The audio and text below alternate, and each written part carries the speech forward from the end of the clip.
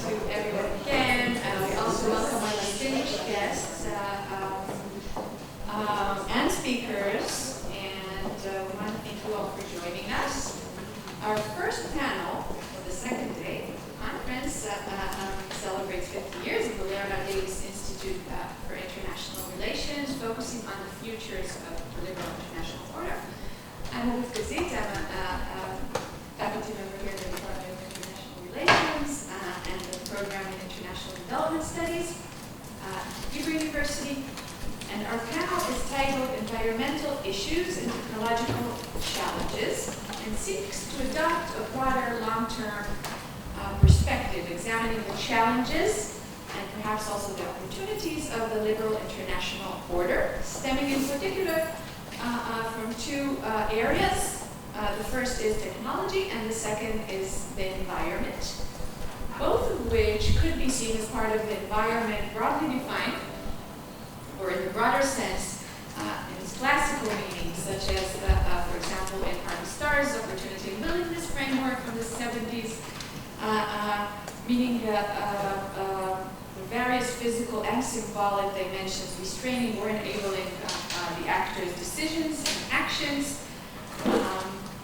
At any rate, we could all largely agree that both environmental issues, climate-related, and technological issues are crucial for the future of the liberal international order.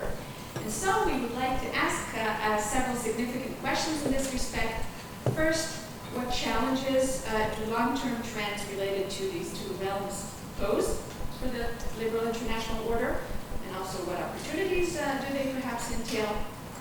Second, is the liberal international order better equipped to deal with the challenges in these two fields compared perhaps to other types of international orders? And third, when engaging in a futurology or reflecting on the future, in a technological and environmental sense, should we perhaps be thinking differently altogether about the basic components of international order, its major actors, and the goals it seeks to advance? So we have here with us today four very interesting speakers, all experts in their fields, who will address these significant questions from their own perspectives.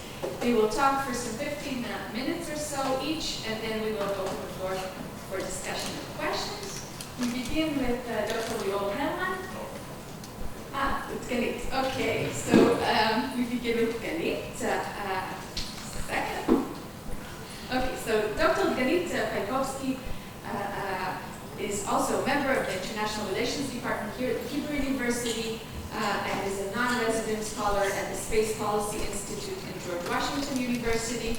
Her research expertise lie at the intersection of security studies, world ordering, and the politics of science and technology. She also has extensive hands-on experience in policymaking in the fields of space and cyber policies.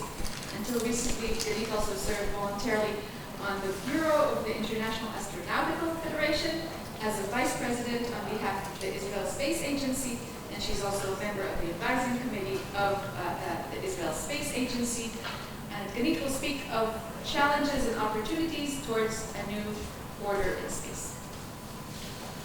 It's not a full PowerPoint, just a few slides that I thought will be interesting for you to see as I walk you through the future of space economy, space politics. But let me first say thank you to Galia for the kind invitation to speak before you today. I was very privileged to win a postdoc fellowship at the Davis Institute a few years ago, where I spent here 2 years and putting together my book on some of these topics. So there's a rural place called the Davis Institute in my heart for that, so thank you very much. So I want to take you to the future. And now it seems, maybe will seem to you as a science fiction, but as I study technology over the years, eventually what we read in science fiction literature eventually becomes reality and tied very strongly to politics. So I think it's worthwhile trying to imagine what will be, what is actually starting to be built in the US, in China, considering the future of space. And for us, maybe sitting in Israel or in other countries, it seems science fiction. So we're back in a space race. But the entire purpose of going now into space completely changed over the last decade. In the recent years, global space activity, I would say, entered an age of economic opportunities and also competitions over these very tangible economic opportunities. So the current models of competition differ very much from what we used to know in the Cold War, once the competition mainly focused on technological innovation superiority. So what I want to argue here today in the 15 minutes that I have is that current future space race will be won not only by those whose technological advancements are more superior to others, but those whose economic, legal, social, political institutions will be more innovative, attractive to other spacefaring nations and also spacefaring entities. This is the non-state actors that are playing a major role, as you can see, if you manage, if you can, someone can take down the lights over this table, please, so that you can better see the cartoons. Near you, there's this, no, it's here.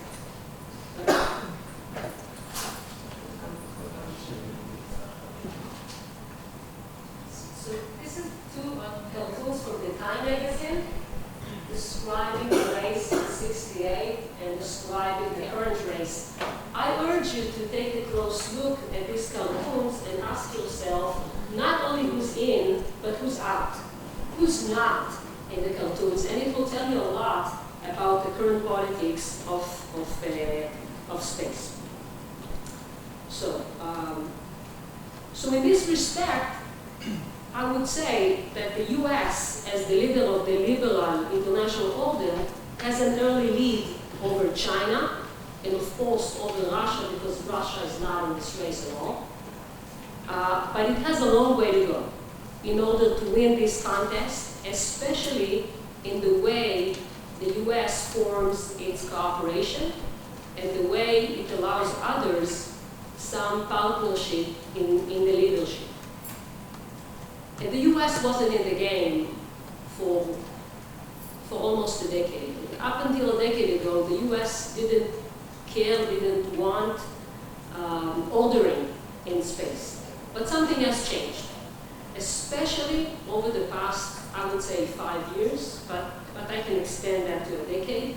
And now we see the US more interested in impacting and shaping space governance in all fields, in the civil activity, in the military activities, and also, and especially, out of commercial, strong motivations. So I want to ask, and I basically will pose just questions to the debate here.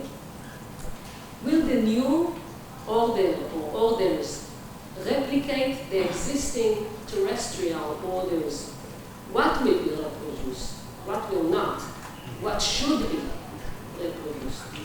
And space seems to be very new, the new frontier. And indeed, the space age is rather short, just a few decades, but it does have traditions, and it does have institutions and practices, but they are all very strong Cold War related. Now, I know that we do say that in a way there's a new Cold War between Russia, or at least a bipolar competition over space. But does it necessarily mean that the two powers will replicate the same practices, mechanisms, perspectives? I don't think that should happen if they actually want to win eventually. So there are contesting narratives regarding space of competition on one side and cooperation on the other side. And one very wise man that I care about was the European Space Agency head, Professor Jan Werner, and he once said that competition in space is a driver, but cooperation is an enabler. And I think if you look at the history of space, intuitively you think about the competition. But if you look at the progress that was made and the traditions that were developed, then it's much more about cooperation than it is about competition. And I think one of the finest examples is the International Space Station. That is there for, it's a 30-year project from early development, and if you talk about space and space station itself, not the origin in the 80s, but just in the 90s, so it's a 30-year project, 20 years in space. We actually live in a time that people continuously live in space. This is quite remarkable. And even in these very difficult times that we live in now, the cooperation between Russia and the US in space is sustained. And while Russia was taken out of several international forums, exemplifying the liberal international order, it was not taken out of the International Space Station. Now, those of you very familiar with maybe in this specific project and politics would say, hey, the US is very much reliant on Russia for this project. But not as of 2020, when Elon Musk is able to take the American astronauts to space. And if this is true, that the reliance between the US between the reliance of the US on Russia, then why in 2017 did the US invite Russia to join the new Lunar Gateway project? Okay, so there's something else. Can we actually replicate, or is the liberal international order, does it exist in space? In what way? I'm not so sure. And what will happen in the future? So when I look at space, I see the three C's. It's competition, it's comparison, because according to what countries do in space and their accomplishments, you can compare them and look at the balance of power, and also cooperation. And because competition in space and elsewhere was so significant, then cooperation in space was very much desirable, because with cooperation, the superpowers were able to attract allies to their side, and also develop the confidence-building measures needed to work with their rivals. So in the early presidency of President Kennedy, he himself perceived space as an arena to foster collaboration. Not many of us know that 2 months before he was murdered, he actually went on stage at the UN and questioned the Apollo program, accomplishing that through competition, and asking the Soviets to consider accomplishing the moon mission through collaboration. But then he was murdered, and the project became, in a way, one of his legacies, more than a measure of competition. So in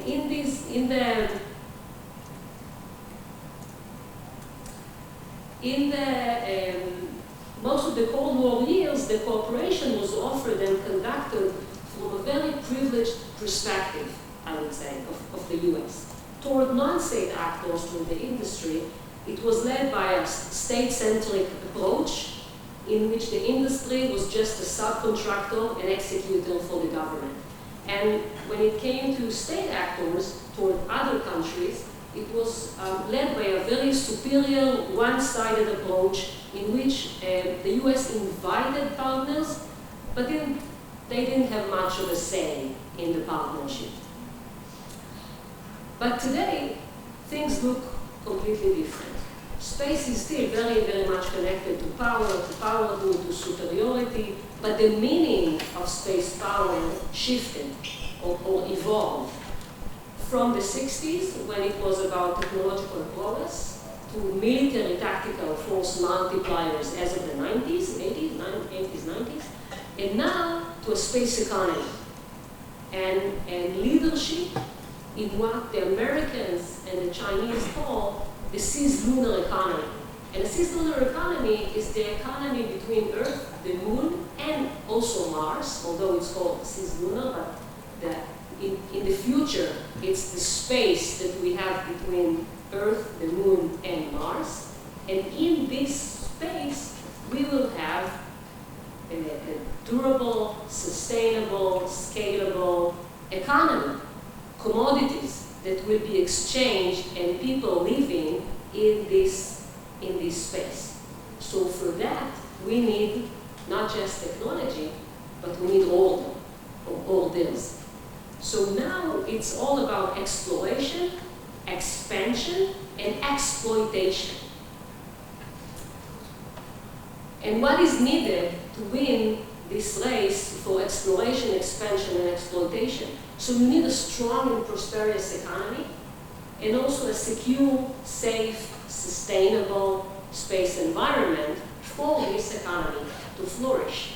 And therefore, we already see the powers, and not just China and the US, but also the less powerful countries, developing their organizations overlooking these activities. For example, Trump initiated in 2018 the Space Force, and the personnel are regarded as guardians. Okay, it may seem again like a science fiction, but this is something that is actually going on. And the US is not the only one. We have Japan doing that, and Germany doing that, and France. And I urge you to go on YouTube and search for Germany's ceremony initiating their space command, because they did invite the Star Wars Guardians to join. I had a bit of a problem with that movie when I was watching that, but it's just something to think about. So how do you achieve that? Technology is not enough. There's a need for order, okay, as I said before. And this evolution of the space power changes the structures in the tangible way and in the intangible way of how do you develop space technology capabilities and how you pursue them. And today, most of the tangible capabilities developed are not developed within the government institutions. They are actually developed through partnerships between the industry and the government, not in the way that it used to be in the Cold War, but through what I believe political economy scholars would call it PPPs, the public-private partnerships. And the question is, how do you create these interrelations? How do you create commitment between these industries and the motivations or the national security interests of the country? It's not intuitive, it shouldn't be taken for granted. In what way Elon Musk is committed to the national security of the US? Does the US government want to rely on Elon Musk and his capabilities? This is serious questions to consider. So today, instead of space agencies putting their main effort on developing governmental capabilities, what they actually put their focus on is how do you create an ecosystem in which all stakeholders, academia, industry, the civil society, the government, all work together to mobilize the capabilities that are necessary to win this prosperous space economy. And today, the US and China understand and put a lot of emphasis on these economic aspects of space, pursuing both these connections and the technology together. Russia, and I said that, I mentioned that before, but I want to say something more specific about that. Russia has largely been absent from the space economy discourse because it doesn't have any commercial scalable infrastructures, and most of its space power is based on defense, eventually. So as this space race between the US and China evolves in this economic context, the race eventually will be won by those who are able to develop, and with that I would end, those who are able to develop the necessary institutions. So I want to say, as I conclude, that technology, or innovation is not just about technology. Innovation that is needed now is about the structures, is about the attractiveness, the legitimacy, and therefore there is a need for better coordination in traffic management, in financial and economic matters, in norms of behavior, in the question of how do you define responsible behavior in space, in arms control, of course, and also in defense. I just want to conclude with one example. Okay? The Artemis program, maybe you've heard about it. So the US initiated a few years ago the Artemis program, very similar, in a way it's similar to the Apollo program. It's going back, this time going back to the moon, but not just for a visit, but to stay. So in order to stay on the moon, there is a need for understanding and a wide consensus on how activities will be actually conducted. So as to complement the technological, very ambitious initiative of the Artemis program, in May of 2020, NASA also initiated the Artemis Accords. And the Artemis Accords is a set of principles, 10 principles, of how life on the moon or activities on the moon should be managed. And in a way, it is perceived by non-Americans as a one-sided superpower approach that is trying to dictate to everyone else how life on the moon will be conducted. And in a way, it takes us back to the traditional US mechanisms, but today the US is much more reliant on its allies, on its partners in the economy, as non-state actors and state actors. Because when you build an ecosystem, you have supply chains, you need customers, you need someone to back up your institutions, and therefore, what I want to conclude is by saying that the Artemis Accord is a good start, because 25 countries have already joined, but it's not enough. It's not enough for the US to actually win this competition eventually, and the US needs to find a way to bring in, to make this Artemis Accord, to make its institutions much more inclusive, and I would say give some partnership in the leadership in order to be a leader. So thank you. Our second speaker is Dr. Leonard. Leonard is a senior lecturer in the Department of International Relations at the Hebrew University. He's also the chair of the academic committee of the Leonard Davis Institute for International Relations. His research focuses on energy and climate politics, IPE, international political economy. And so he is a perfect speaker for this panel. So thank you, Ori. And I want to join, good morning, I want to join others in congratulating the Davis Institute for its 50th anniversary. And I also want to thank Galia in particular for putting up such a remarkable conference. Yesterday was a really interesting day. And coming back to yesterday, yesterday we discussed various aspects of the liberal international order, and I think we've emphasized issues of political and economic liberties or their absence, and I want to concentrate more on what I think Amichai called the bottom layer of the cake, the Westphalian part, the issue of territory, the importance of territory, the importance of territory integrity, and I want to place it in the context of the energy order, if such a clear order actually exists. And the real issue is the transition to renewable energy.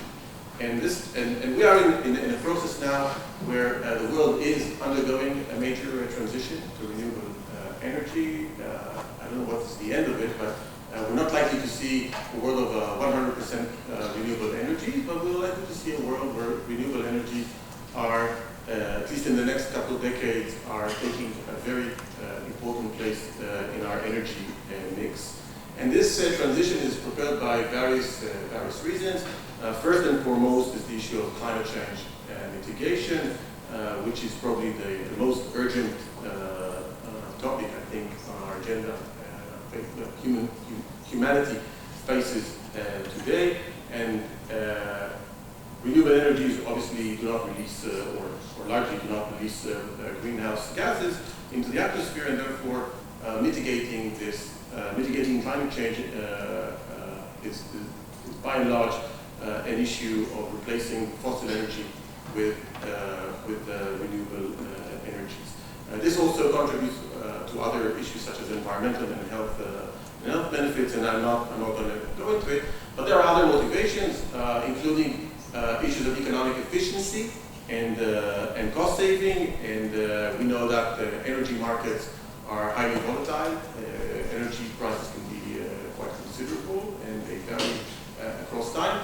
Today, it is far more cheaper to produce electricity with solar and wind energy than any other fossil energy resources, meaning coal, oil, and natural gas. And there are other issues and benefits such as job creation and investment and so on, which are important. And another driver is the issue of sustainable development. I think this is quite important for our discussion of the liberal international order, particularly in other parts of the world which are not in the Western world. Transition to renewable energy promises development in a way that is less costly and meet present energy needs without compromising the ability also to serve future generations in terms of their energy needs.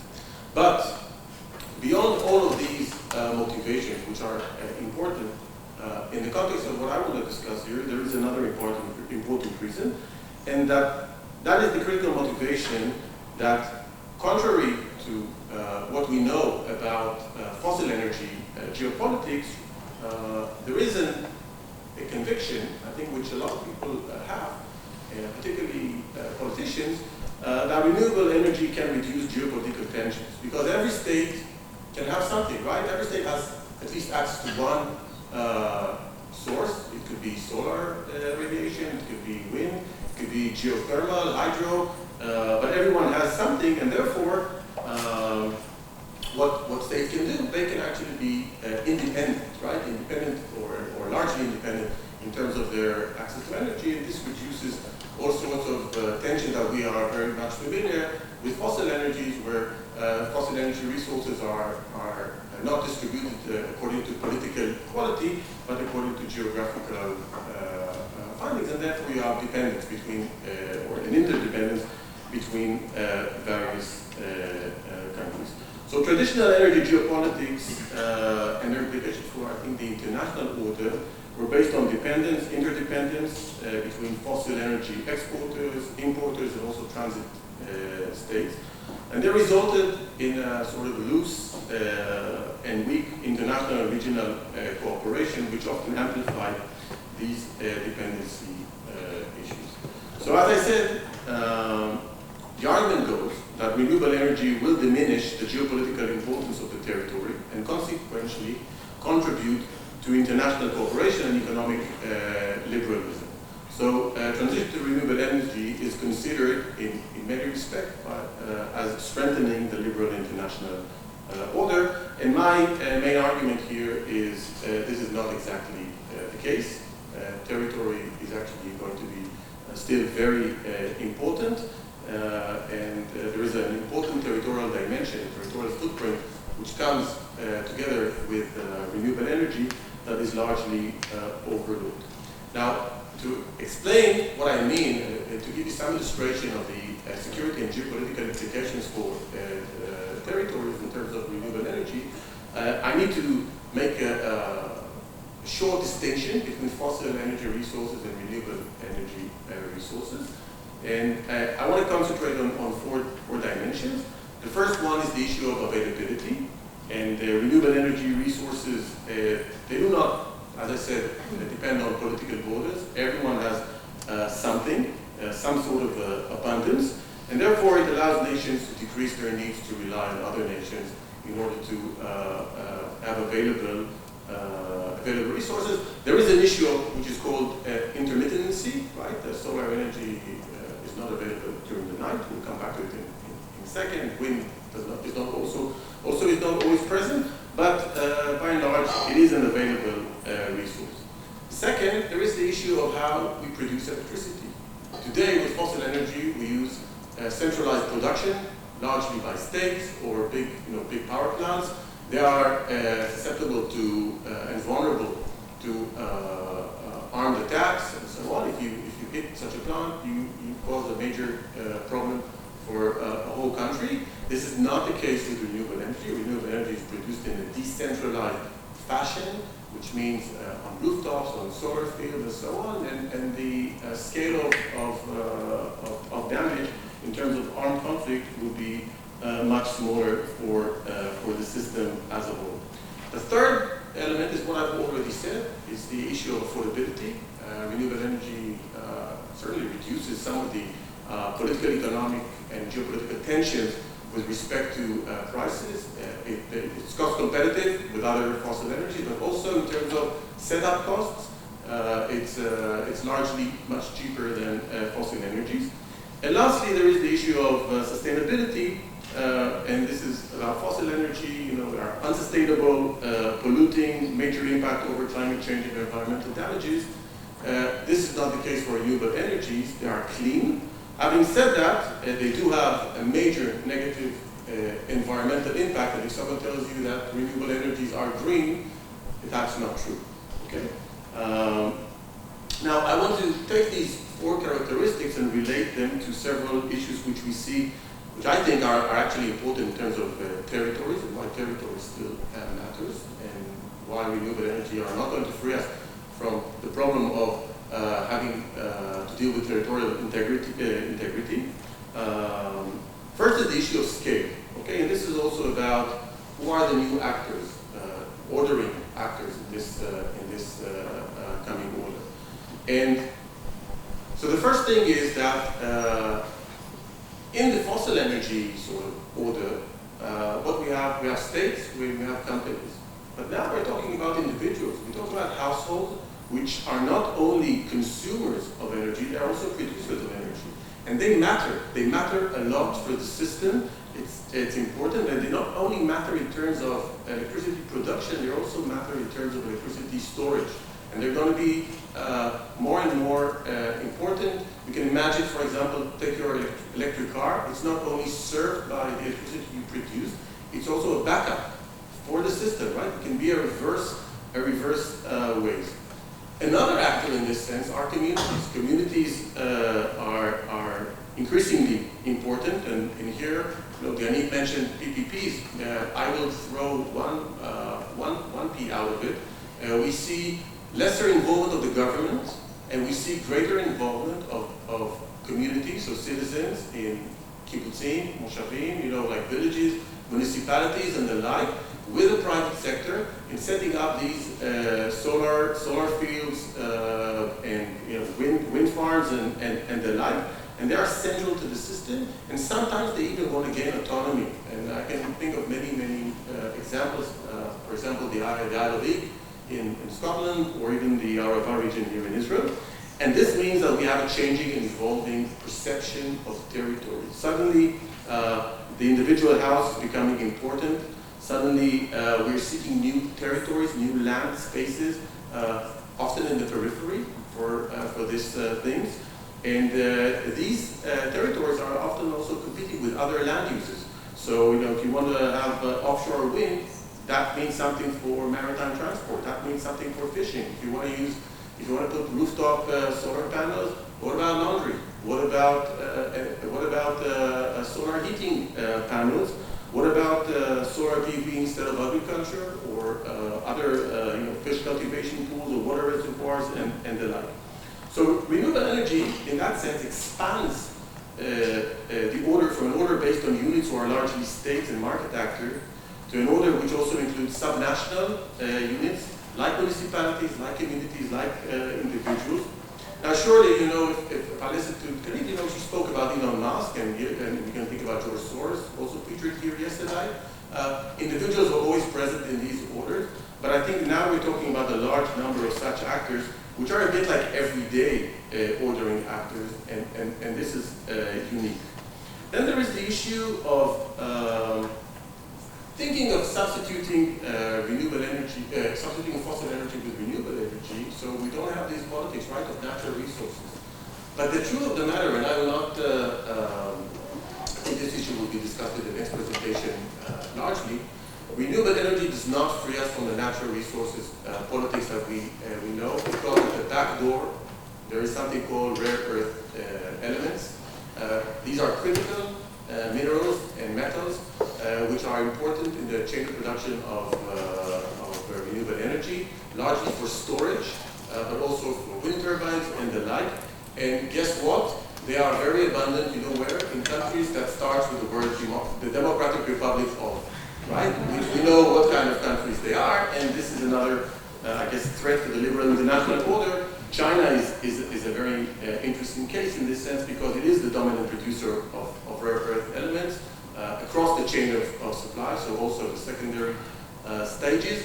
And we've already seen that China is willing to use its power, as in the case of Japan, to sanction and to disrupt trade. The issue of storage is becoming increasingly important as we electrify the world with renewable energy. Storage is really important, but there are many storage technologies, but they're not good enough. And that means that if we want to balance supply and demand of electricity, if we want to improve grid stability and other technical matters, one thing we need to consider is to interconnect electricity grids. And this is another increasingly important issue, which means maybe greater cooperation among countries that connect their grids, and this is certainly supporting the liberal international order. But if we look at the empirics of it, we see that, yes, there are more and more grid interconnections, but there's also a lot of geopolitical tensions around connecting electricity grids, including among very friendly countries, sometimes which are abundant with electricity. And I can think about the example of Norway and the EU in this regard. I would also say that one territory which is becoming very significant in that respect is the sea or the ocean. The ocean is a territorial space with new opportunities, yet it's a state which is very difficult to govern and to protect, with a lot of disputes and claims and issues of maritime boundaries. And the South China Sea is one fine example of where you can find a lot of disputes connected to renewable energy at the sea. You can think of several things here. Issues of submarine electricity cables, which are critical in that regard, and they cut across boundaries. You need them in order to bring the electricity from offshore or onshore. There is the issue of ocean grabbing, the setup of artificial islands. Again, China, setting up artificial islands in order to disrupt. These are usually disruptive strategies to disrupt the various maritime uses. And then there's the issue of competition with maritime uses. When we think about wind turbines in the sea, this is a major obstacle for fishing, a major obstacle for transport, and it brings up many issues. Another critical issue, two more critical issues which I want to flag, I will not discuss here, is the issue of rentier states. So the rentier states are not really, they don't really work well with, I think, with the liberal international order. I'm talking about these authoritarian regimes which rely on the rents of largely oil and gas rents. What is going to happen with these regimes now that fossil energy is less important and their income base is going to dwindle, right? These regimes some of them are changing, some of them are not changing. Okay, Russia, Venezuela, They are not diversified. They don't do a lot in terms of renewable energy. Other regimes, which I would call like owned by the family, like in the Gulf, are changing considerably. So in some places, we're going to see destabilization. We're going to see problems of destabilization, and this gives rise to issues such as nationalism, terrorism, migration, and so on. And then there's the issue of cybersecurity, which is important. But I will not go into cybersecurity. I want to end with, because I've emphasized the territorial aspect, I just want to say that there are also obviously aspects which relate to political liberalism and to economic liberalism, which I did not discuss, and I will just say them sort of in passing, and maybe we can discuss them a bit later.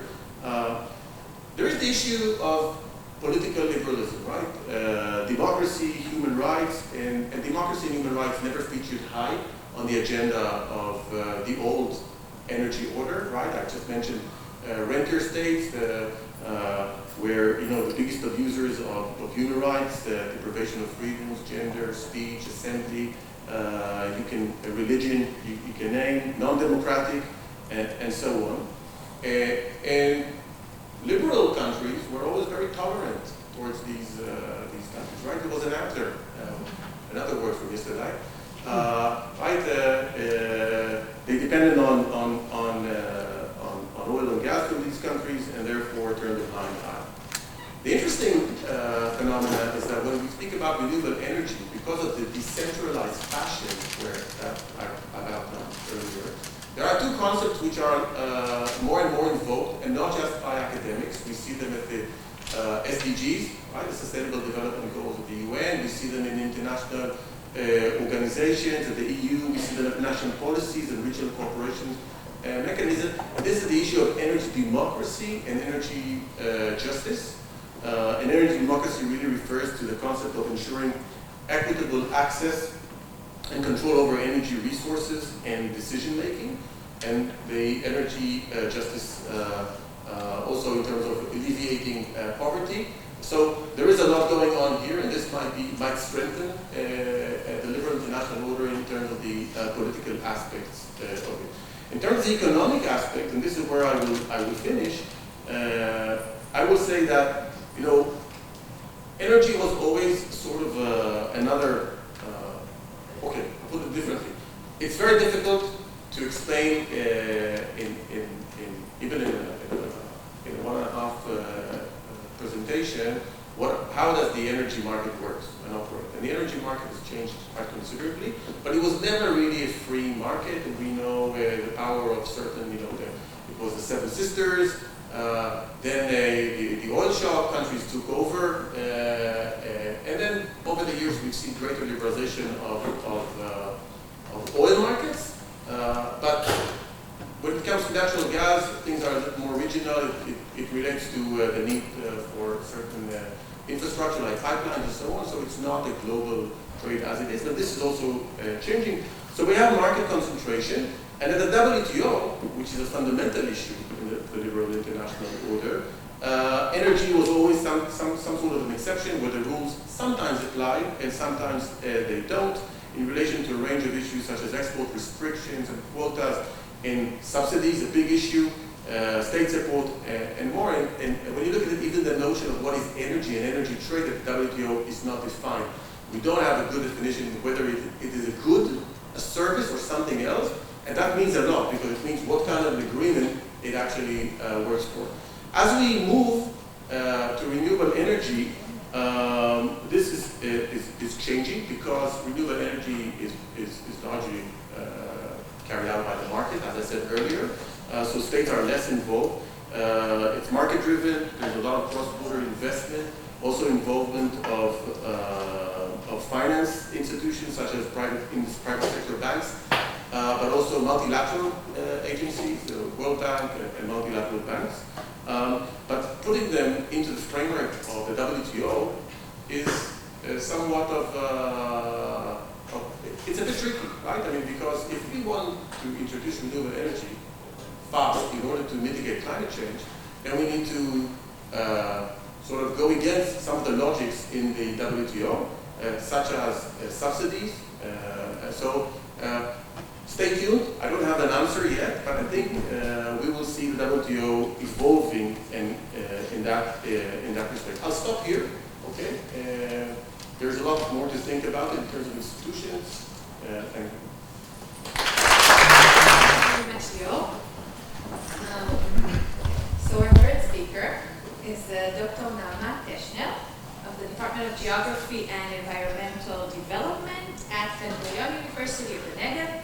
Naama's research in her Laboratory for Planning and Environmental Innovation deals, among other topics, with social and environmental policy challenges pertaining to climate change, such as barriers to promoting renewable energies, as we heard now, energy poverty, institutional arrangements for water resource management, socio-technical transitions, and the science policy interface. Hey, good morning, everyone. Thank you very much, Gaia, and Leonard for the invitation. I'm going to continue Leonard's argument about the dark side of green technologies, but I'm going to be much more pessimistic. A few weeks ago, I listened to an episode of The Daily, the news podcast of the New York Times. The two Times reporters were enthusiastically discussing a new novel medicine, a nasal spray that can bring back to conscious, indeed to practically to life, a person who took an overdose of opiates. As mothers, the reporters expressed serious relief with the opportunity to equip their teenage girls with a drug that can save the life of a friend or a stranger on the street. What can possibly go wrong? I have to say that I felt quite disturbed. It reminded me that the relation between environment and scientific development and technology is a very complex one.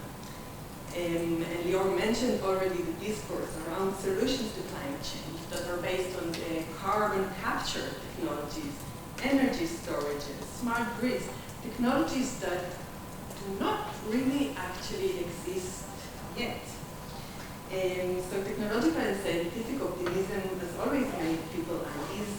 The pharmacological solution to a problem created by drugs in the first place is no different.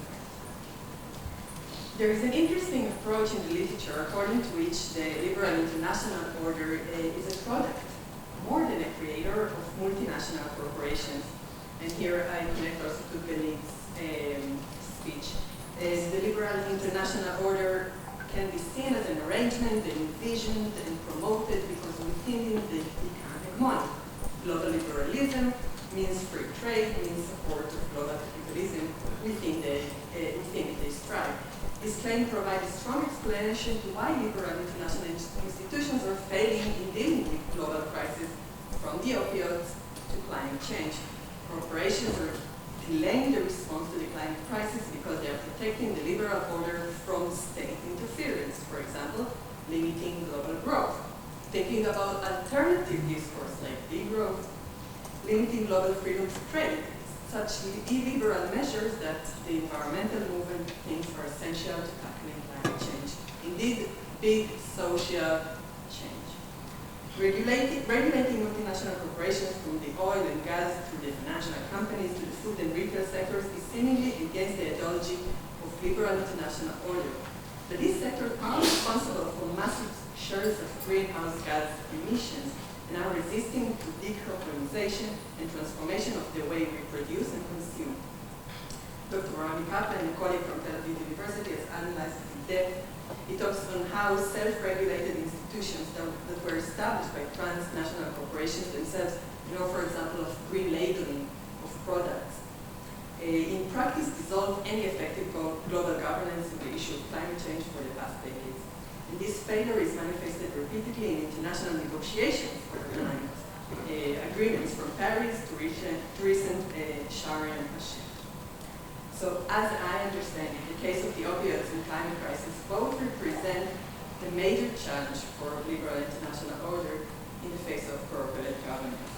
And as I said, I'm not a person of good news this morning, and I want to continue Lior's argument about the impact of green technologies and their dark side, I think impose more challenges to liberal international order. So first, and this is a point already made earlier, the US and the EU have heavily centered their climate policy around three major technological developments, mainly renewable energy technologies and also energy storage that can support the transition to renewable energy and electric vehicles. Yet many green technologies depend on supply chains involving third countries along the supply chain. Most of the production and refinement are currently, as Leo said, in South America and China, in which LIO struggles with over-extraction, labor abuses, or environmental pollution. My second argument is related to the fact that green technologies, like any artifacts, will reach their end of life. And this end of life also connected in my head to this opioid crisis.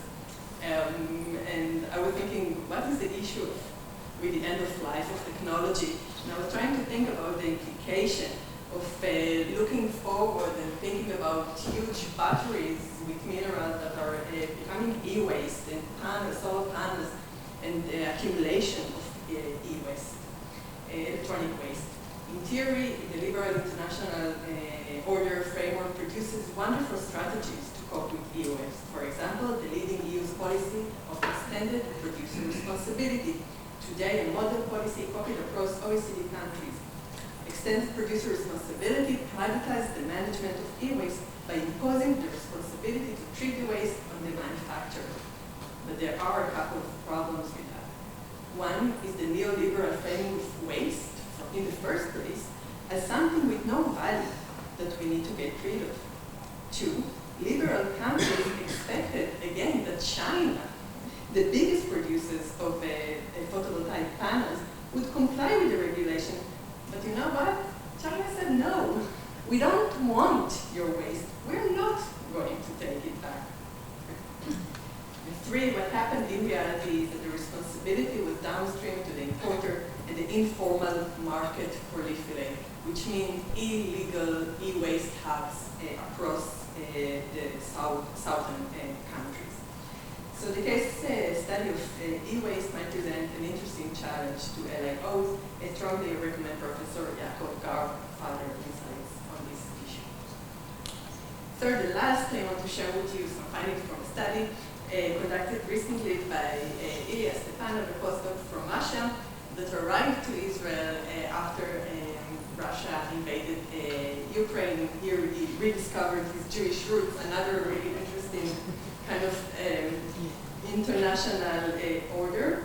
Anyway, he did his postdoc in my lab, and we statistically grouped 64 countries based on the share of renewable energy production in each country versus its level of energy self-sufficiency. And in energy self-sufficiency, I don't only mean the direct oil and gas that is used to produce electricity, but also to enough energy to not being dependent on the import of energy-intensive goods, such as metals and minerals. And what the analysis showed is that countries with large shares of renewable energy production are the wealthy countries. It's not distributed evenly. Wealthy countries that are not self-sufficient, which means they import not only energy, but also energy-intensive products. And in energy-intensive products, embedded greenhouse gas emissions. But these emissions that are produced in the production of energy-intensive goods are not counted in their national inventory of greenhouse gas emissions. They are not, these countries are not accountable of these emissions and are not part of their reduction targets or offset schemes. And therefore, in the current LIO, solar and wind technologies, for example, are creating cross-border displacement of emissions to often poorer countries with lower share of renewable energy production. And to sum, along with liberal values in economy, politics, and culture, the liberal international order supports the transfer, indeed often the displacement of environmental hazards, such as e-waste and greenhouse gas emissions, and fails to present an effective global governance of climate change. The LIO might be challenged not only by changing balance between superpower nations, but also because of the mere nature of the problems human society will be facing for the decades to come. Our fourth and final, last but not least, speaker is Dr. Amir who is a senior lecturer in the School of Political Science, Government, and International Affairs at Tel Aviv University, and a research fellow in the Interdisciplinary Cyber Research Center. Amir's research interests include deterrence, cybersecurity, securitization, and ontological security. Amir's publications have appeared in journals such as Contemporary Security Policy, EJAR, International Studies Review, International Studies Quarterly, Review of International Studies, and Foreign Policy Analysis. And Amir is also the author of The Power of Deterrence, Emotions, Identity, and American and Israeli Wars of Resolve, which was published by Cambridge University Press in 2016. So Amir, go ahead. Thank you for inviting me to this workshop. It's a real pleasure to be here. And also want to thank the Davis Institute for also supporting me when I was a PhD student and in my postdoc. So it's a real opportunity, a real pleasure to be having this opportunity and celebrating the Davis 50th anniversary. I would like to add two elements to the discussion. One is ontological security, and the second is the technology. And I think it is very interesting. The structure of the panel is very interesting because, to some extent, it is about territories or the social construction of territories and what other can be regulated and what are the implications of these aspects to the international order and how the international order affects these dynamics. So I want to speak about these two issues that also directly connected to territories in various ways. But let me start with the technology. And technology, and specifically cyber technology, technologies shape, affect, and challenge the international order in various ways. And some of these elements are quite clear, that how we think and how we practice international relations are mediated by technology in different ways. The economy, the trade, security are all practiced through, among other things, but also through these technologies. And so if we example, think of what we heard yesterday about the definition of international order as something that, on the one hand, can be perceived as sources of authority and power in the international relations. It's clear how technology and cyber technology are affecting these dynamics and these issues. But also, if we look at what Emmanuel suggested yesterday about the international order as a software, also it is mediated and affected by cyber technologies in various ways, including by what some scholars in recent decades, and it's not new, and many scholars discussed how cyber causes disruption in international relations in various fields and in various ways. And again, this is how the cyber technology affect the sources of authority in international relations, sources of power, who are the powerful actors, and how state actors are not anymore the most powerful actors in international relations, also affect and challenge norms in international relations and require us to rethink about norm. For example, the norm of sovereignty, and this goes back to what I mentioned earlier about territories and what are territories and whether the sovereignty or the idea of sovereignty applies to the cyber domain or not. And of course, it also relates to actors' security. And security is also related to sovereignty and territories and so on. So it related to the cyber technologies in ways. But I want to move now to the question of security and what security is and what cybersecurity is. So many scholars are studying the traditional view of cybersecurity, applying concepts of deterrence, power, the security dilemma, and so on to focus on specific kind of security, like just related to traditional views of security, of the state security, and so on. But in recent years, there's an attempt to challenge the ontology of cybersecurity. And there are some interesting attempts to suggest that we need to think of what cybersecurity is, and to suggest that cybersecurity is not only the traditional views of security, but also, for example, and this is an attempt that initiated by for example, Leonard and Christensen in 2021 in the European Journal of International Security, and Shafiq Faoud in 2022 in a Review of International Studies, that challenged the idea that humans are the main focus of cybersecurity and suggested a different ontology for studying these issues, which have incredible amount of implications for international relations, but also to the international order. I'll just put it here, and we'll discuss it later in the Q&A. But I want to add another dimension of security, which is ontological security.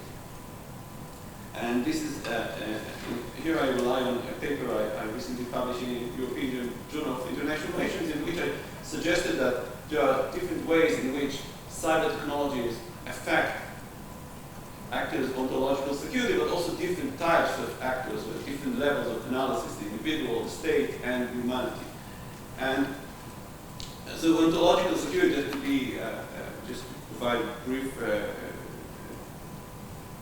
elaboration of this concept, ontological security is the security of the self, is the ability of actors to maintain their routines, their coherent narrative, their sense of form, and some other element of that, but the idea is that security is of being rather than of survival.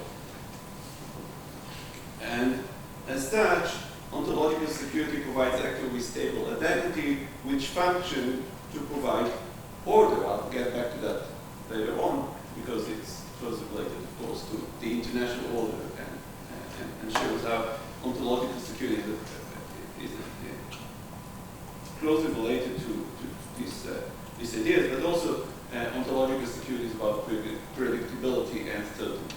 So all these elements are related to ontological security, and if we think of cyber technologies, they pose various challenges to actors' ontological security, but also to international order. And I'll provide some examples. We can elaborate further on each of these examples in the Q&A, but I'll put some examples to demonstrate some of these ideas. So, for example, cyber is a platform to disseminate ideas, information, but also fake news. So, in this regard, it may challenge the foundations of the world order, the international order, the liberal international order. And as Emmanuel and Leonard published in International Organization in 2021, it also relates to actors of epistemological security. So, for example, if to be more concrete, unlike the past, now politicians or populist politicians can directly target individuals above the heads of the editors in the newspapers and the journalists. They can speak directly to these people through this platform, and in this way create different challenges to the order. Another way to think of these issues, a completely different example, is about artificial intelligence. And artificial intelligence, among other things, also challenge the ontological security of humanity. story we speak is how humans are the most advanced creatures on Earth. This is the story we tell. This is our narrative. But how we could have or maintain this narrative when we will not be the most intelligent species on Earth when we have these technologies. And this has enormous implication also to the normative foundation of the international order, because the order, the international order, the world order, all assume humans as the objects or the main object of the international of the order. And when it will not be, or when it is not the case, it has important implications for the foundations of this order. It also alludes to other aspects that are discussed on this panel, like the environment, like animals, and other elements that we might need to think as the foundation of the objects of the international order. And in addition,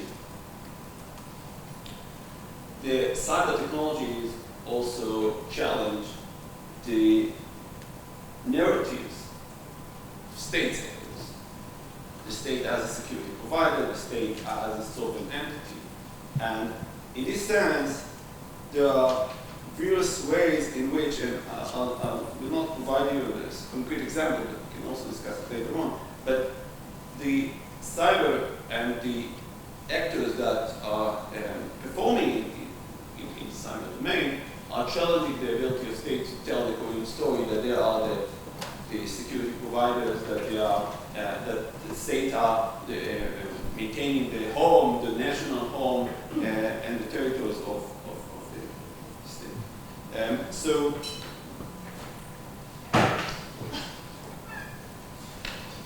as I mentioned, I skip some small concrete examples and say that say something more general. State, in the context of the ability to tell the coherent story of the provision of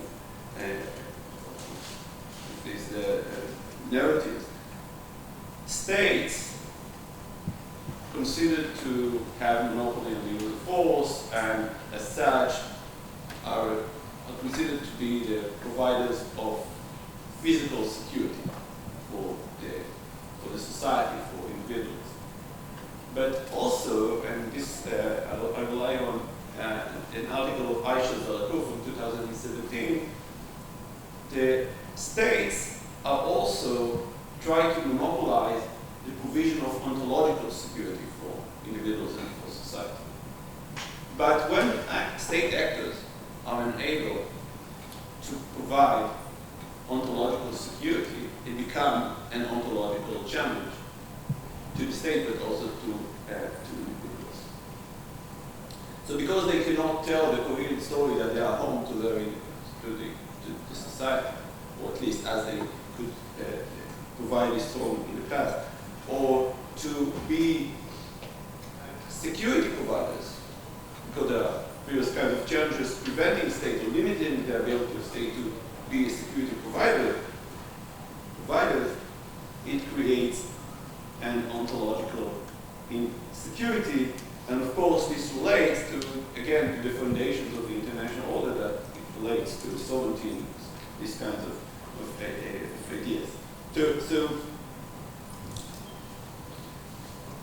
it might be that states will change in order to address these challenges, not only the ontological security challenges, but also the challenge, the concrete challenge that cyber technologies create.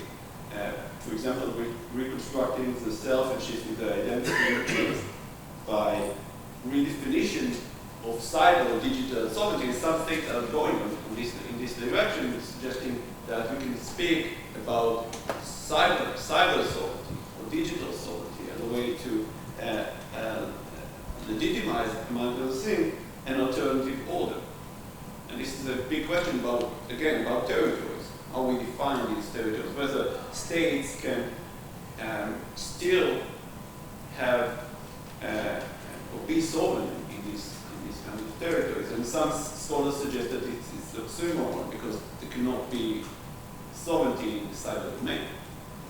It's a virtual space okay, there are some elements of the cyber domain that are located in physical territories, like cable, like computers, like servers. But part of the cyber domain is virtual, and therefore it cannot be regulated in the way that it regulated in regulations is applicable in the other domain. So in this way, cyber technologies add another dimension to the debate about international order, but also to the intersection between ontological security and the international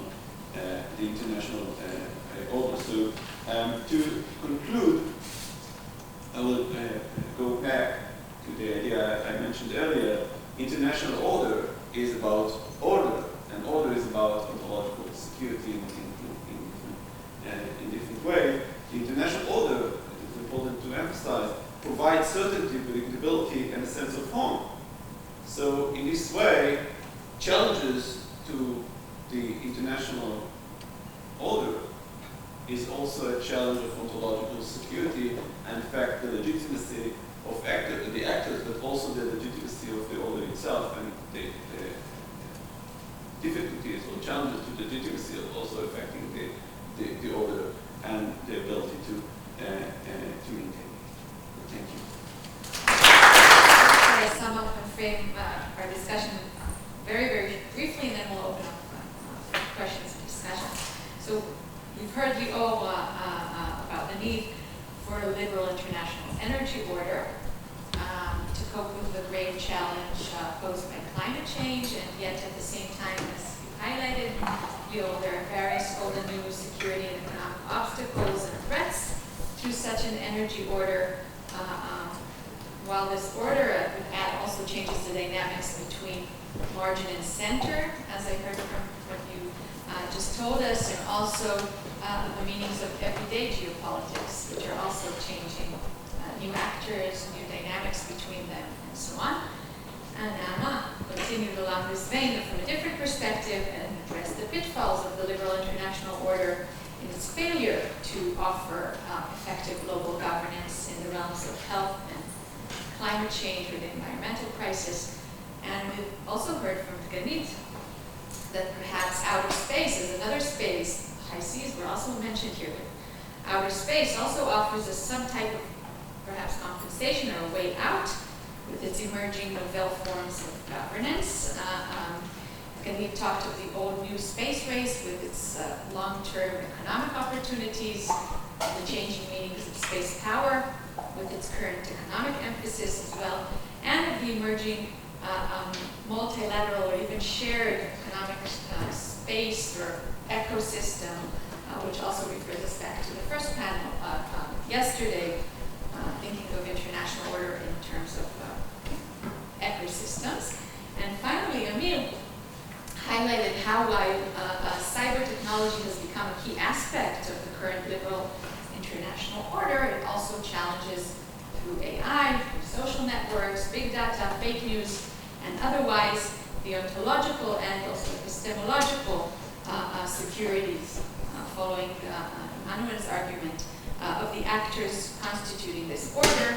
And also another interesting dimension that you brought in, I think, is the non-human into our discussion more broadly when we think of international orders in general and liberal international orders in particular. So more broadly, Emil argues cyber technology challenges the mere normative foundations of this order and the human self as such. So having said that, now let's open the floor for discussions and questions. Maybe we'll collect three. I have two questions, actually three. I will not make questions, just questions.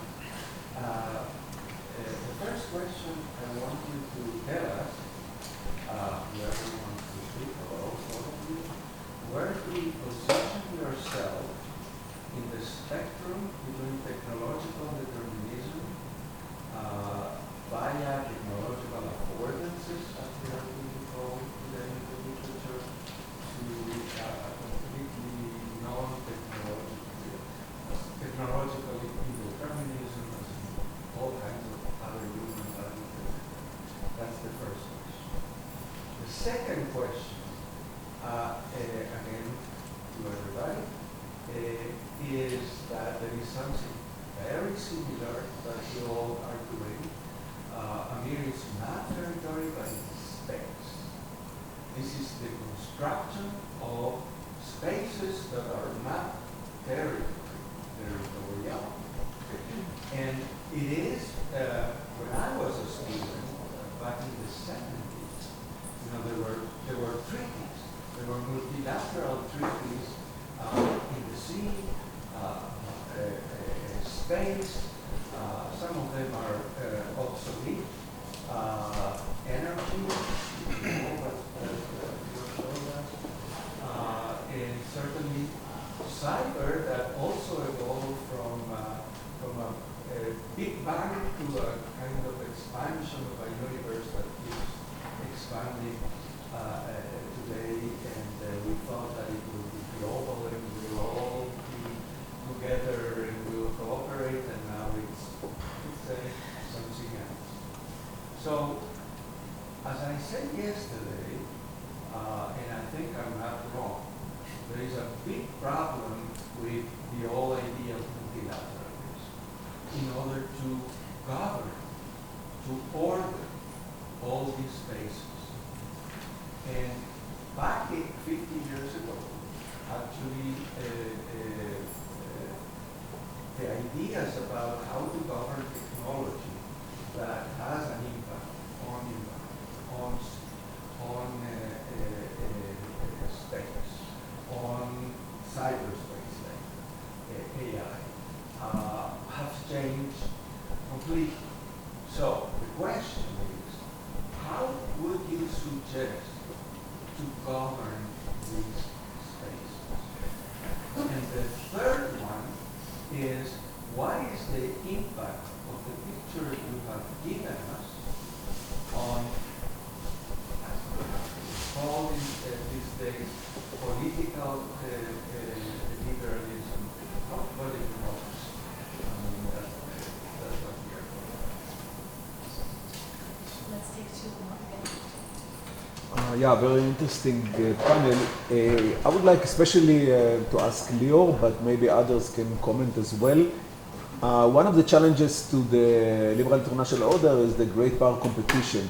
So what I would like to ask you, I think you touched upon this issue, how different degrees and level of dependence on oil and gas affect the great power competition, and more specifically about the Middle East.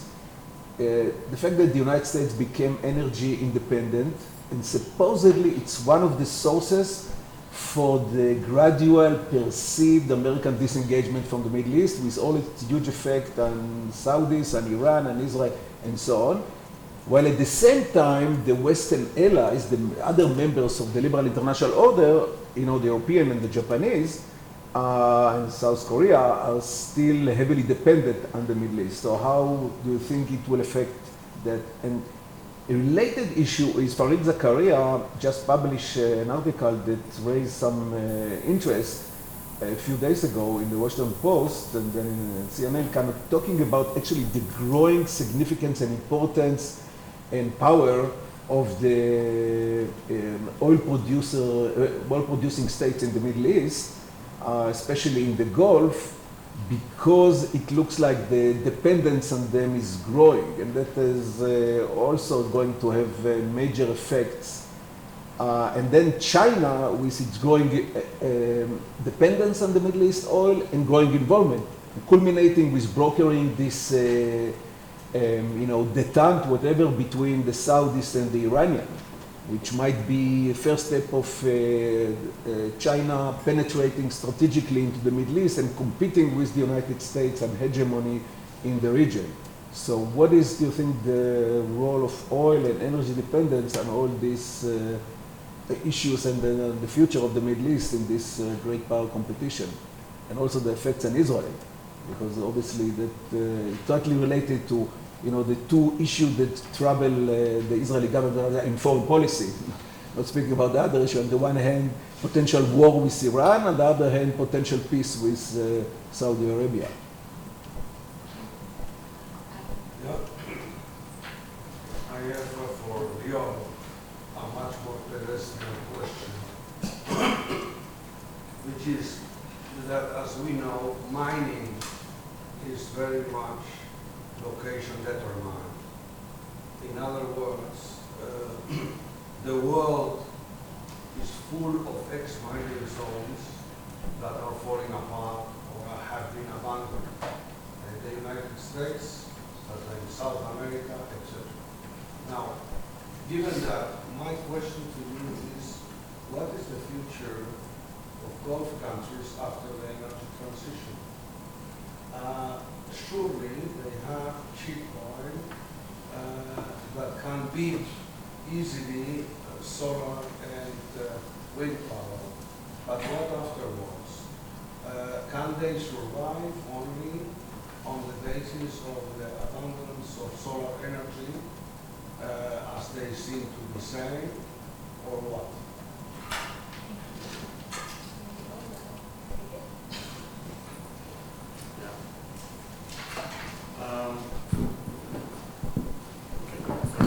Thank you for these easy questions.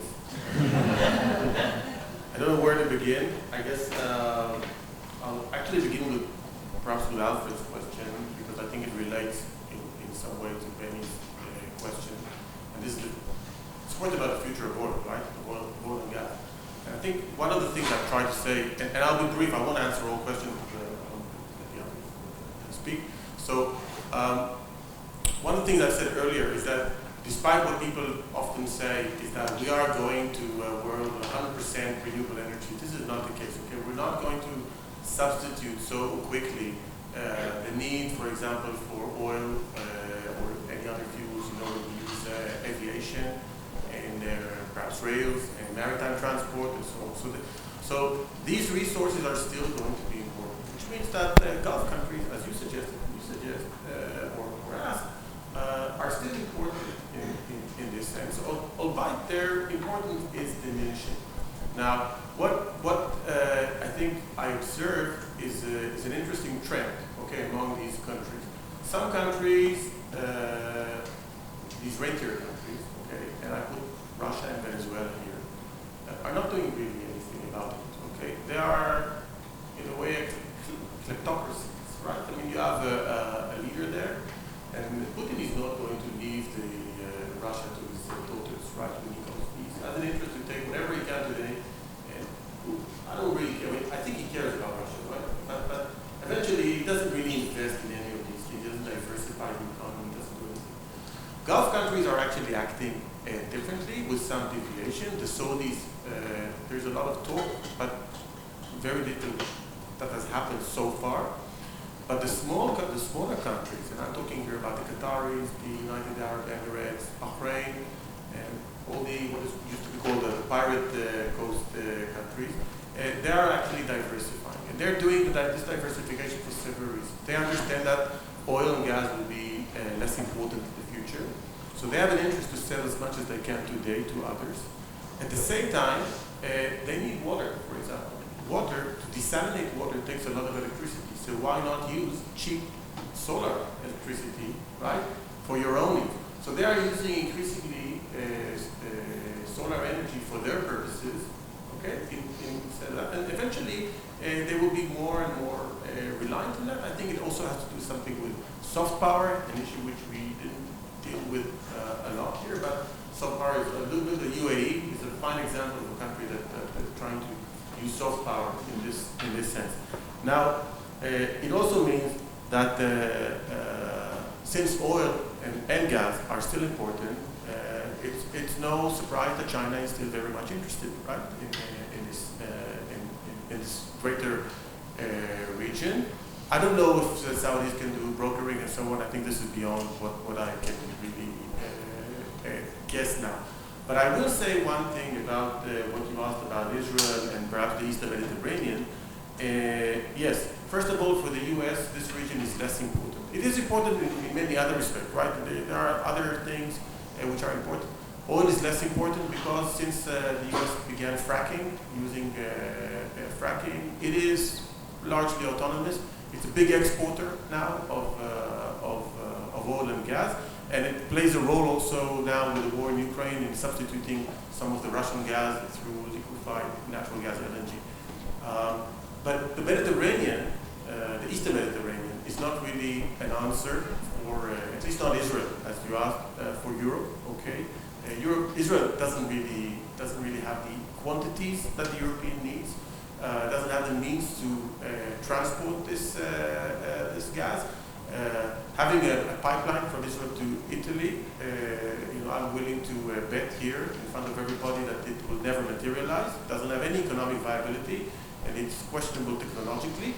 And the only alternative, if we don't build our own liquefied natural gas plant, is to do it through the two plants that are in Egypt. And I don't see any reason why the Egyptians will do it for us. They prefer buying cheap gas from Israel and selling expensive Egyptian gas to Europe. Okay, so I don't see Israel as sort of important here. There are other questions. I think Emmanuel, you asked some really questions. I will stop here. Maybe we will discuss this later. After about the Gulf countries, they're also going into space. If you look at all these countries, they've started investing large sums of money in space. The UAE is the only one in this region that went to Mars. And just a few countries in the world in general went to Mars. And they're investing like billions of dollars. And the Saudis have started just now, 5 years ago, they initiated their space program and putting a lot of money into that and trying to make their ways into this space community, the multi-stakeholder community. They're much more involved. I see them at the Federation of Astronautics. And Bahrain also. Okay, it's very important for them to take part as a soft power and hard power as well. And they're looking for space exploitation, by the way. The Emirates are one of the 4 countries in the world who changed the regulation so companies in the UAE can exploit resources on asteroids, for example. So diversify their economy.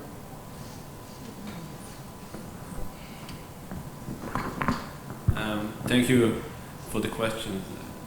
I'll try to address one of the questions. I think it will take a long time. So, Emmanuel asked about spaces and suggested that it is a better concept than territories, and I agree. But also there are debates whether cyber is space, because we think of space as something that is determined by 3 dimensions, and we cannot speak of these dimensions. We talk about the cyber as well, which alludes to a bigger question about how we can use our traditional concepts when we try to understand the cyber domain, the cyberspace, or cyber technologies, for example, territory, sovereignty, space, and so on. And to some extent, and this alludes also to your first question about technological determinism and social constructivism, language is very important, and we're lack of the clear and accurate concept to currently, at least, I think we like this concept. But we also find comfort with using the traditional concept. This is a paper of Jordan Branch, how we use the metaphors of traditional and international security to apply to the cyber domain in order to make it more familiar for us. So in my terms, it provides ontological security, but it also points to the fact that we need a better concept to better understand the implication of cyber and how they are challenging or affecting our behavior.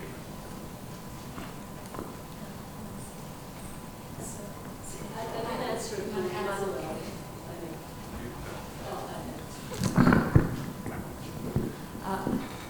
You asked about technological determinism and where we are in this debate, and I'm not on the technological determinism side of things, because if that was the case, then I think we would see very similar approaches taken by countries when it comes to a certain technological issue area. But then we see very big differences eventually between countries, okay? Just from my perspective on space, and even also looking at how countries develop their cyber policies. It's different motivations, different strategic cultures, and eventually what we get is different mechanisms, different processes. So this is one thing. And then regarding the question of how we envision governance, then at least on my side, on space, it's different kinds of governance. There's one for the defense and the countermeasure of space, and another one for economic issues, and something completely else on how you live on other celestial bodies and what you do there. And I would like to throw another thing. Who is us and who is them? Once we go to space, is it still us and them as we think of it here on Earth, or are we going to have another us and them?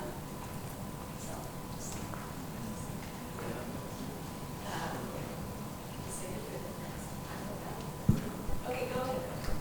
So just two things for Emmanuel's questions. One about how to govern, right? I don't think we can. I think there are like multiple governance needs here, as suggested by Kenny. But I think that the two biggest that are going to dominate everything in our lives in the next decades are climate change and space.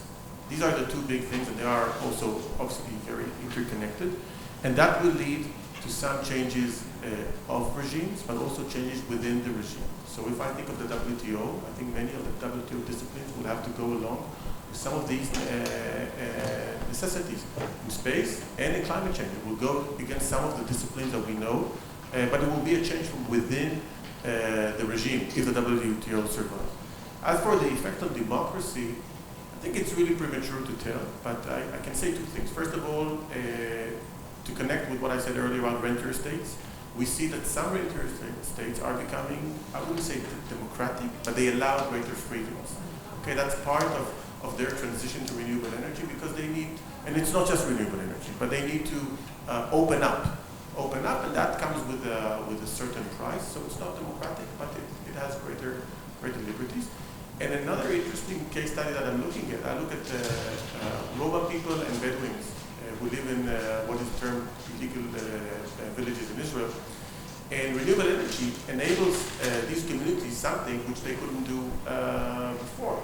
In the past, the state refused to connect them because it was about infrastructure, refused to connect them to the grid because they were illegal according to the state.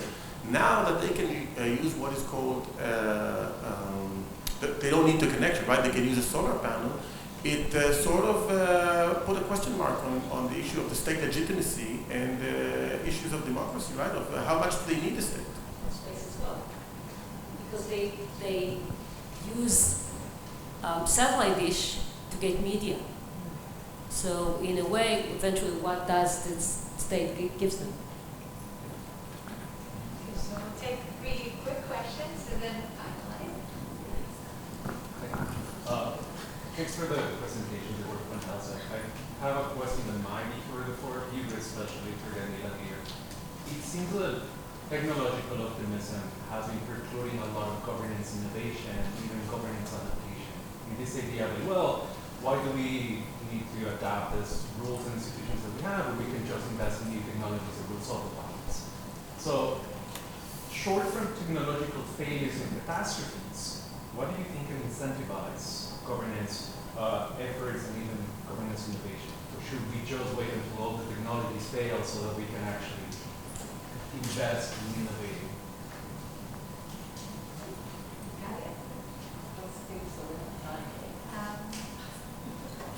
Thanks so much for a great panel. Really learned a lot. My question is probably to Amir, but it may also be to Leo. So Amir, you really emphasize the challenge of cyber technology, cyber security to ontological security. And I'm just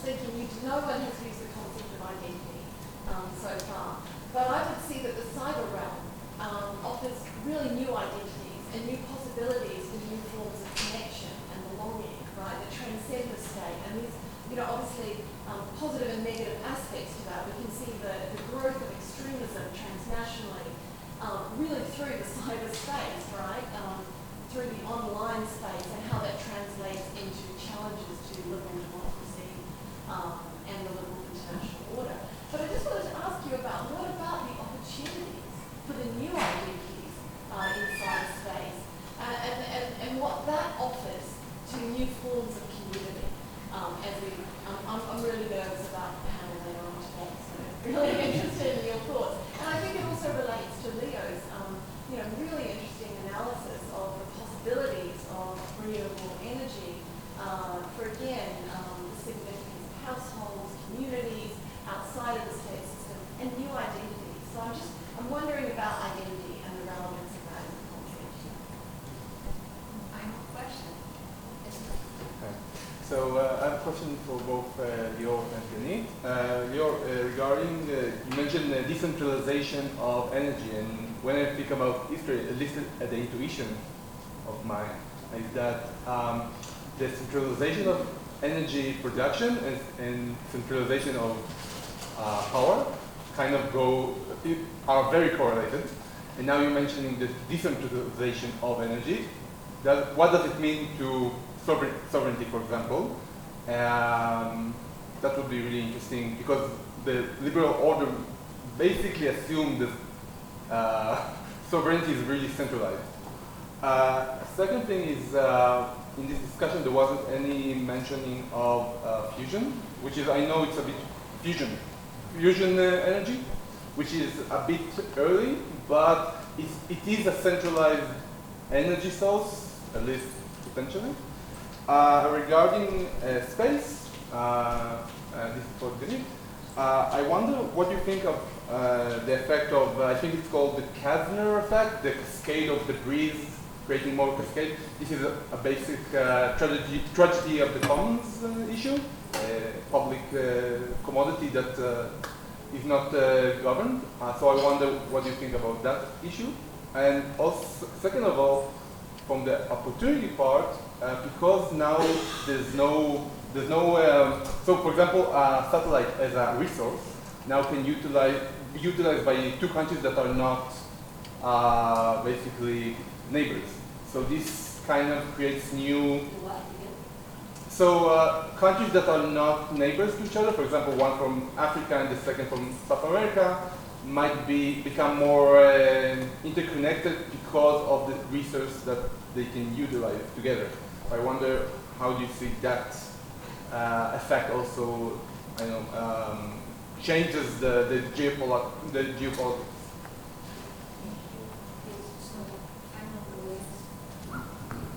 I'm not sure I remember all the questions. So let me just start with maybe the debris issue, and maybe that can relate to other questions as well. The debris is unique to space, but it also tells us a lot about how here on Earth we often need to solve common problems. Okay, and in a way I think it relates to what we always doing with environmental issues, how we try to mitigate or adapt to climate change altogether. And as in the environmental issues, some countries are more sensitive than others. And this is again the case in space. There are some countries that are more sensitive than others. But here is the contradiction. In space, it's the rich countries and the more technological. In the environment, it's the poor countries. So, very broadly talking about it. I know there are different unique cases. So the motivation to solve that is different, and it comes from different perspectives. But then how do you do it? Now, how do you define what is a debris? Okay? For example, there are technological mechanisms to solve it. It's called debris removal technologies. But what is a debris? And can we envision that a debris removal system is actually a weapon? Because it can take out, other, like operating satellites. And for example, let's assume that I own a satellite and it's malfunctioning, okay? So some would say this is a debris, but it's my property. And I want it there, just for the legacy, just for my identity. Who are you to remove it? And with what? Okay, so there are no definition of space weapon, debris, what's to stay, what not to stay. So there are a lot of questions here. Just yesterday, and eventually who's doing that? Is that a private company? So are we giving a weapon system to a private company? Just yesterday at the air show, we now have the air show in Le Bourget in Paris, and it came out on Twitter that Astroscale, which is a Japanese company that has a sub-company in the US and just bought an Israeli startup doing debris removal, and have signed a contract with the French Space Agency to test the system. How is the future going to look like? And who's going to decide, what's wrong and what's not wrong on that? And do we have Astroscale is actually having a weapon system? I don't know. I'll stop here. Other questions I'll be happy to answer. Okay, so Final comment. the ruler or the maintainee of the order told me that I have 1 minute, so I'll be very brief. Luis, for your question, I think what Ganit somewhat alluded to that. Disasters certainly are important in terms of propelling governance and problem solving and so on. What I largely see is that governments are always chasing markets and chasing the technologies. They don't. There are many reasons for that, right? When it comes to regulation. So I think it's really that governance and regulation and these issues, they lag behind, and it's more of a problem-solving issues. There are certain innovations in this sense, like how not to stop technology. This relates to the technology determinism. So, for example, like the sandbox regulation and so on. Jackie, I think this is really interesting, your question, like the identity issue is a really interesting thing. And renewable energy, as it seems, allow many communities, particularly through what is called off-grid, so like where you're not connected, to do that. One really nice example in Israel, maybe it's not so nice, but one example in Israel is the issue of kosher electricity. So you've got ultra-Orthodox communities here, in which they say we don't want electricity not only to use it by switching on and off, produced by humans during the Shabbat, during the weekend. And renewable energy is an enabling possibility. It's still renewable plus storage, and this allows this community, which today consists of some 200,000 people, to exercise that. This is true also in terms of religion for the Amish community. I spoke about, Roma and Bedouins able to sort of exercise about this. And Neil, very, very, very sure. I'll just say, when you asked about why would country basically relinquish, right, powers, right, and centralization of power to decentralize and so on, I don't think it's really just an issue of will. It's also an issue of capacity. Countries just don't have the possibility to maintain. This is why we see privatization going on for so many years. And I just want to note an anecdote before we end. I've noticed that on this panel, 3 of us were TAs of Galia in the same team, right? So Galia is not here, right? She's out, but yeah. So she's the mother of all of us.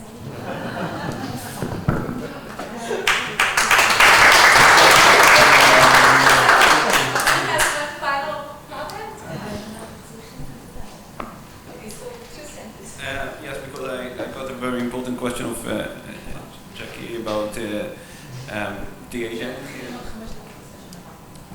the identity of and how it affects actors. I think that there are various ways, and I didn't have time in my short presentation to discuss it, but there are various ways like digital diasporas and different kind of ways in which cyber technologies allow actors to enjoy from ontological security, but also there are, I mean, the question is whether ontological security is necessarily a good thing. When we think of a populist or echo chambers that target specific individuals and allow them to enjoy from ontological security and consume only the information and the thing that validates their identities and wills. So the question is, and I say this is maybe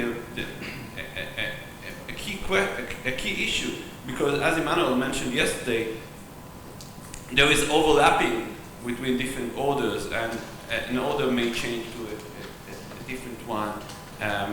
It is a process, but the cyber technology creates so much challenges that we need to have big jumps from one order to another, because it simultaneously challenges so many aspects of our life: economy, identity, and security. And I'm sure that we'll have new ontological security provided by the next agents that will be the providers of ontological security, be it corporate or other entities that will serve as this ontological security providers. But we'll need to get there sometime. And the period of time between what we have now and what we'll have in the future is a very unstable and very challenging period of time. Okay, so thank you to all of the